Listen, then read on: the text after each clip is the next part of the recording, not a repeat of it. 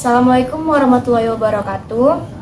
Perkenalkan kami dari kelompok 2 akan menjelaskan materi agama Islam, yaitu mengenai bab 7, mengenai hakikat mencintai Allah Subhanahu wa taala, khauf, raja, dan tawakal kepadanya. Sebelum itu kita akan memperkenalkan diri terlebih dahulu.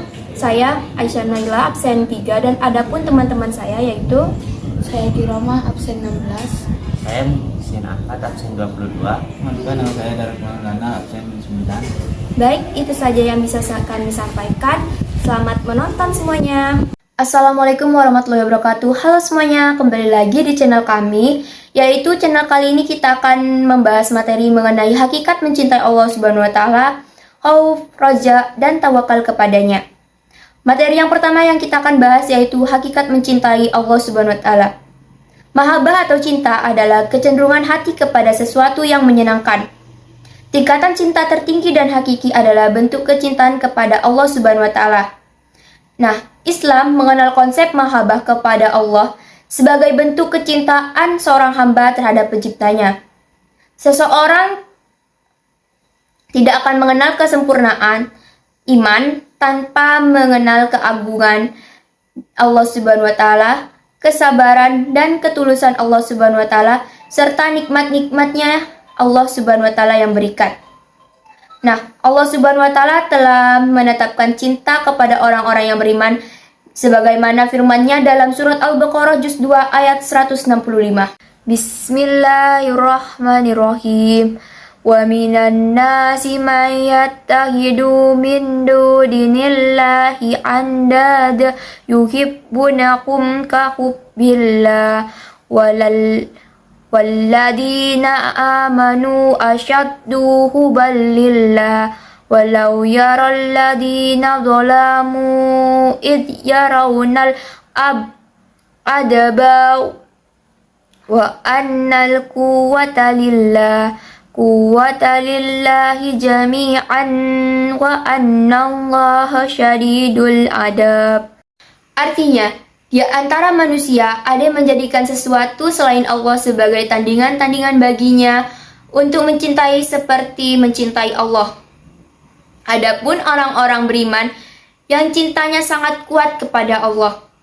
Sekiranya orang-orang yang berzalim itu melihat ketika pada saat azab hari kiamat bahwa kekuatan itu hanya milik Allah dan bahwa Allah sangat keras terhadap azabnya, niscaya mereka menyesal. Surat Al-Baqarah juz 2 ayat 165.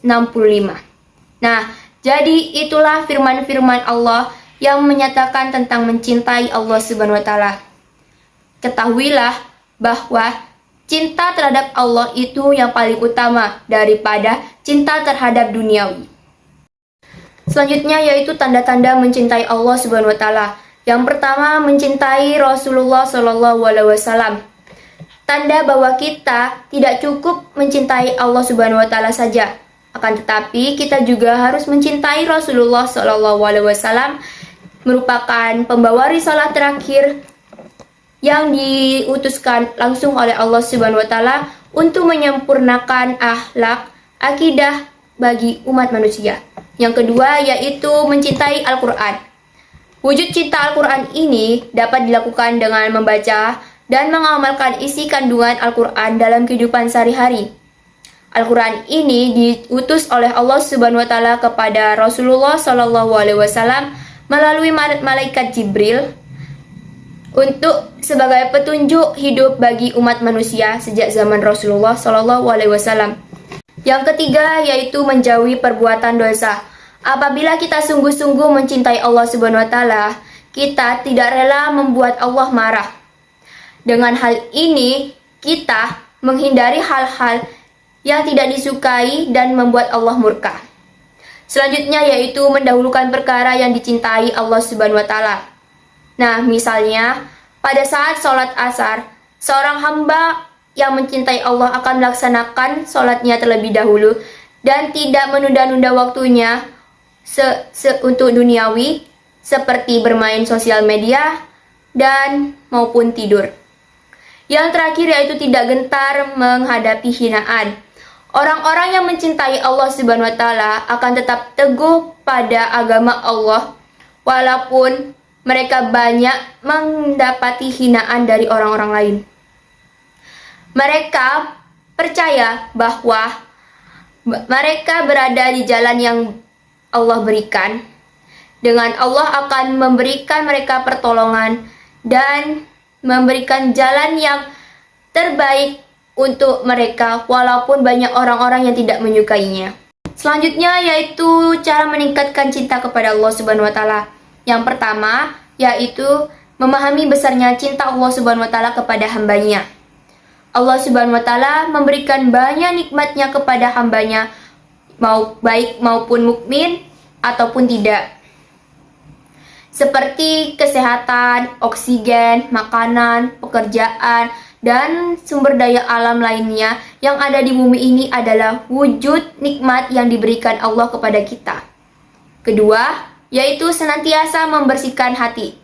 Membersihkan hati ini dapat kalian lakukan dengan cara memperbanyak istighfar, zikir, dan bertobat kepada Allah bahwa sudah banyak dosa yang telah dilakukan. Dan yang terakhir yaitu mempelajari ilmu agama secara mendalam. Ketika seseorang mempelajari ilmu apapun itu, ia akan merasakan bahwa banyak ilmu yang mereka tidak diketahui. Nah, dapat dari ilmu itulah seseorang mengetahui betapa kebesaran dan keagungan oleh Allah Subhanahu wa taala itu sendiri sehingga membuat mereka menjadi rendah diri terhadap Allah Subhanahu wa taala. Baik, saya di sini akan menjelaskan tentang hakikat takut kepada Allah. Yang pertama, pengertian dan dalil khauf. Secara etimologis, khauf artinya khawatir atau takut atau merasa tidak aman. Rasa takut itu hakikatnya adalah kerisauan hati mengenai sesuatu yang dibenci, yang tidak disukai, atau kehilangan sesuatu yang disayangi di masa yang akan datang.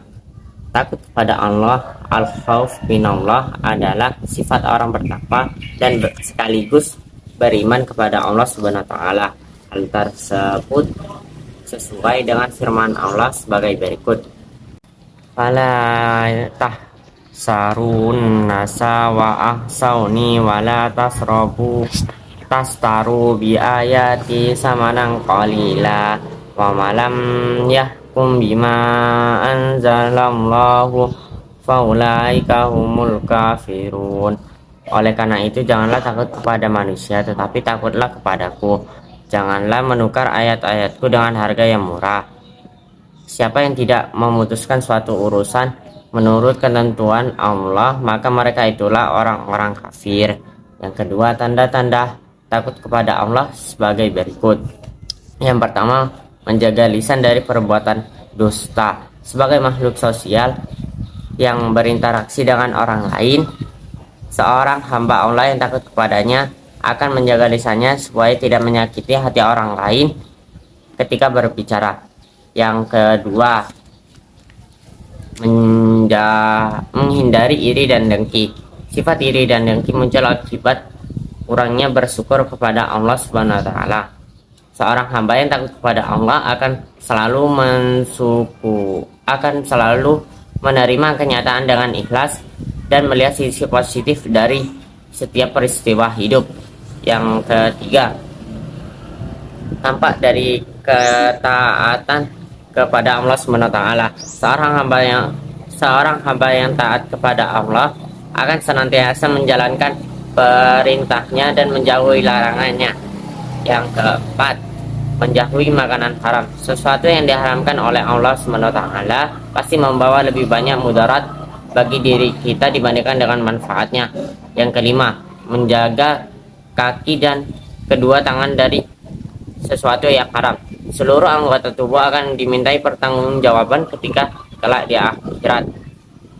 Yang keenam, menjaga pandangan dari kemaksiatan.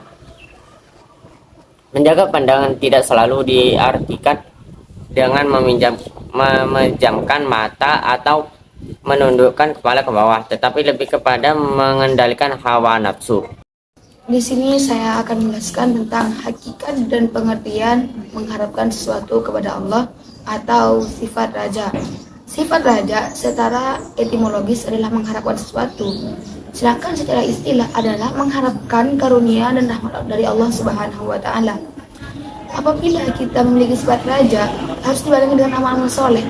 Karena kalau tidak dibarengi dengan amal-amal soleh, itu hanya akan menjadi arang-arangan belaka. Pengertian tersebut bisa dijelaskan di Quran Surat Al-Baqarah ayat 218. Bismillahirrahmanirrahim.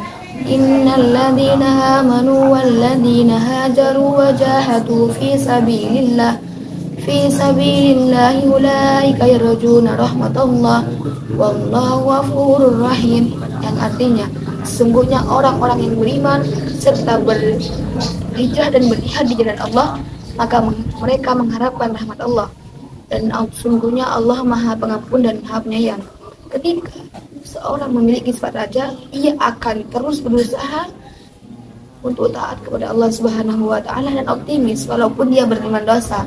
Nah, sifat raja juga harus dibarengi dengan sifat khauf atau takut kepada Allah Subhanahu wa taala. Imam Al-Raudhabi berkata, sesungguhnya sikap raja dan khauf bagaikan seperti sayap burung. Nah, ketika salah satunya sama-sama seimbang dan sempurna, maka ia akan terbang sempurna. Dan jika salah satunya yang kurang seimbang, maka tidak akan terbang dengan sempurna. Dan apabila ada salah satunya yang hilang, maka tidak akan bisa terbang dan burung tersebut akan mati. Nah, sifat raja membuat kita taat kepada Allah Subhanahu wa taala, sedangkan sifat khauf membuat kita takut dan untuk berdosa kepada Allah Subhanahu wa taala. Menimbulkan sifat rajak. A. Mempelajari Al-Quran. B. Menyakini karunia Allah. C. Bersyukur atas nikmat Allah SWT. Berikut cara-cara menumbuhkan sifat raja. Yang pertama, memahami dan mempelajari isi Al-Quran. Al-Quran merupakan kalamullah, di mana di sana banyak pesan-pesan dari Allah kepada kita agar kita menjauhi larangannya dan melaksanakan kewajiban. Nah, yang kedua, meyakini kesempurnaan karunia Allah. Allah telah menciptakan manusia sesempurna mungkin dan memberikan rezeki yang sesuai dengan kebutuhannya. Yang ketiga, muhasabah atas nikmat-nikmat Allah Subhanahu wa taala. Artinya, mawas diri atau sebuah ungkapan untuk rasa syukur kepada Allah Subhanahu wa taala. Nah, manfaat sifat raja. 1. Nikmat dalam beribadah. 2. Sifat optimis. 3. Taat kepada Allah Subhanahu wa taala. 4. Tentang dalam kesulitan. manfaat bagi kita yang melakukan sifat raja. Yang pertama, merasakan nikmat dalam beribadah kepada Allah Subhanahu wa taala, yaitu kita merasakan jika kita mencintai sesuatu, maka kita akan merasa ringan dengan segala sesuatunya. Nah, menumbuhkan sifat optimis dalam menjalankan semua yang diperintahnya. Nah, yang ketiga, semangat dalam ketaatan kepada Allah Subhanahu wa taala. Artinya kita semangat untuk taat kepada Allah Subhanahu wa taala, yaitu bisa jadi istiqomah. Mengingat keimanan kita yang sering naik turun, jadi kita harus berusaha sebagai seseorang yang mempunyai sifat raja agar kita bisa istiqomah untuk melakukan kebaikan. Nah, yang terakhir, tenang dalam menghadapi kesulitan. Orang yang memiliki sifat raja, ia akan tenang dalam menghadapi semua musibah karena ia tahu Allah Subhanahu wa taala tidak akan memberikan cobaan di luar kemampuannya. Hakikat tawakal kepada Allah Subhanahu wa taala. Tawakal sendiri artinya memasrahkan atau menyerahkan. Sedangkan secara istilah, tawakal artinya memasrahkan segala permasalahannya kepada Allah Subhanahu wa taala. Orang yang bertawakal, ia akan berusaha sekuat tenaga dan keputusannya akan ia pasrahkan kepada Allah Subhanahu wa taala, sebagaimana ia adalah penguasa segala sesuatu. Perintah tawakal ini tertuang dalam banyak ayat Al-Quran, di antaranya Quran Surat Al-Maidah ayat 23. Bismillahirrahmanirrahim.